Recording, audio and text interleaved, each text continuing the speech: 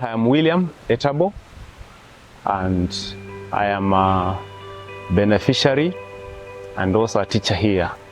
Before I joined MCF, I was rescued from one of the slums in Kenya, known as Kipsongo. It is a slum found in Trans Nzoia County, that is Kitale.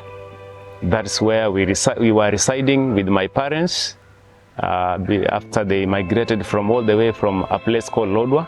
And I was going to the street because what forced me to go to the street is just a situation back at home. My parents were not capable to bring up or to provide the basic need.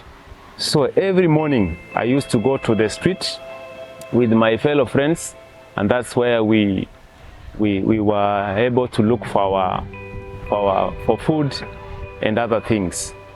So it was back the year 1992. That's when I met Mr. Mulli at the streets of Kitale. So it was my lucky day when I met Mr. Dr. Charles Mulli that year. So he had came to visit the street children in Kitale.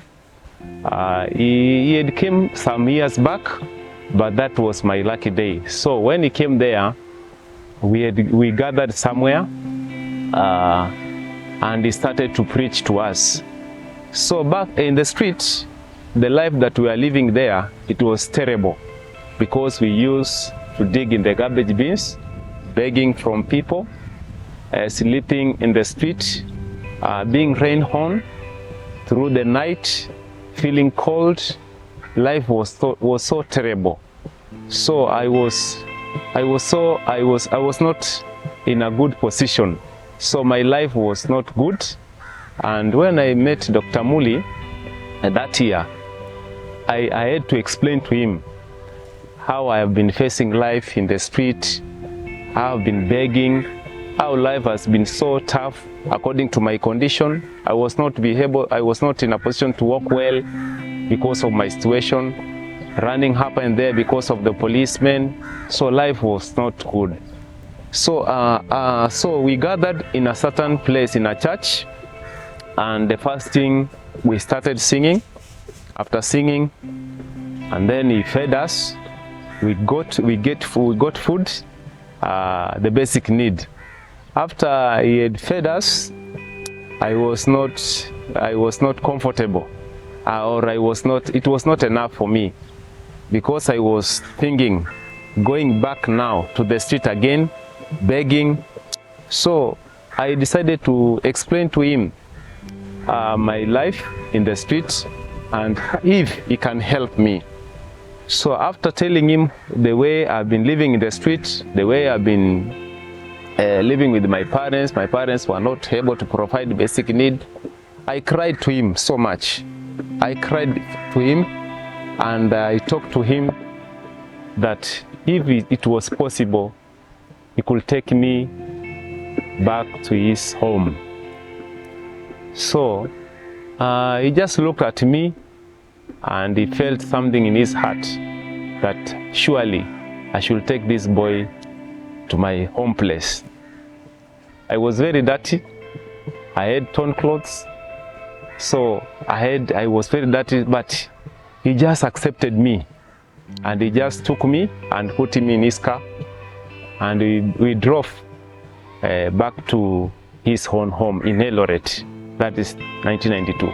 So after we arrived in Mulli's student family home in Eldoret, immediately we took a warm bath. The dirty clothes, we removed them and they were taken somewhere because they had some lice. It was very dirty.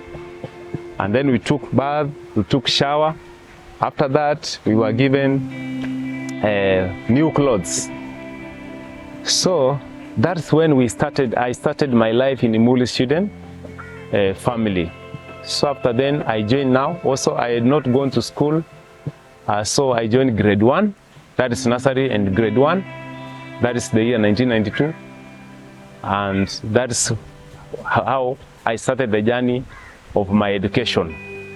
After completing my grade 12, Daddy Mulli still took me to college. I joined the teaching course and I graduated as a teacher, and that's why I'm serving right here.